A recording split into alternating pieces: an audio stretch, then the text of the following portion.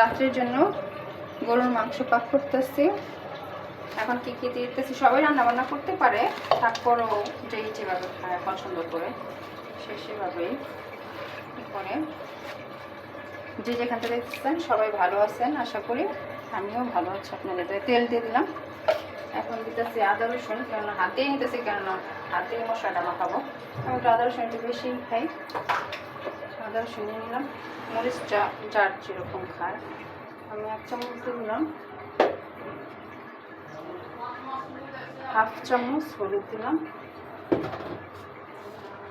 লবণটা যার যেরকম স্বাদ মতো। তেজপাতা দিয়ে দিলাম।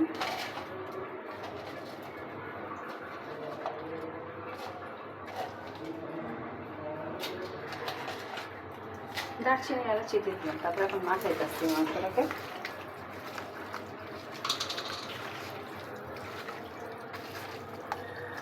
রসুনটা পরে দেব, মাংসটা যখন কষানো হয়ে যাবে তখন রসুনটা দেব, এখন দেব না। দুধ দিয়ে দিতেছি।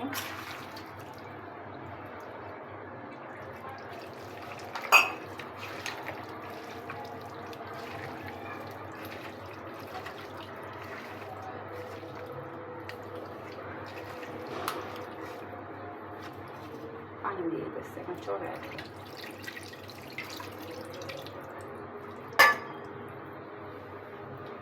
মাংসটা বলক এসে বসছে। এখন ঢাকনাটা সরিয়ে দেবো, কেননা মাংসর যে আদা রসুনের ঝাঁঝালো গন্ধটা আছে না, সেটা চলে যাবে।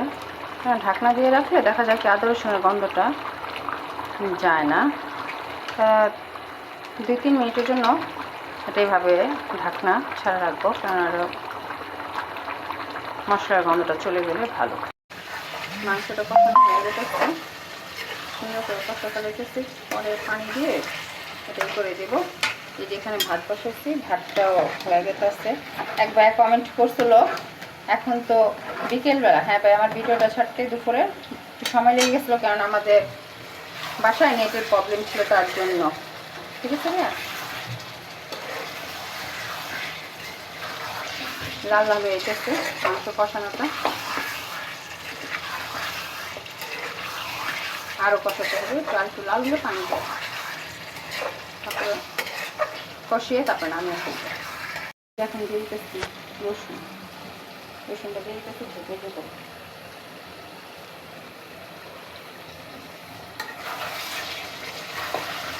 নাড়া দিয়ে ঢেকে দেবো।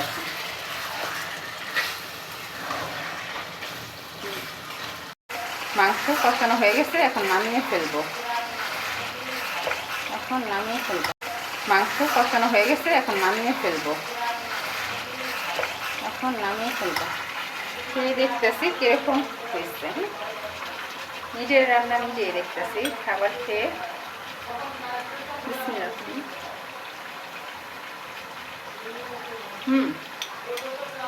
খুব টেস্ট হয়েছে। নিজের রান্না নিজেই